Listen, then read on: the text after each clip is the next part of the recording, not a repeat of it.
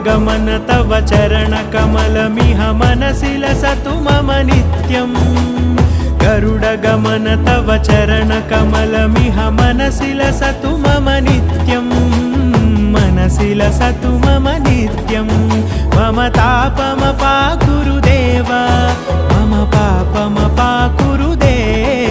मम तापमपाकुरुदेव मम पापमपाकुरुदेव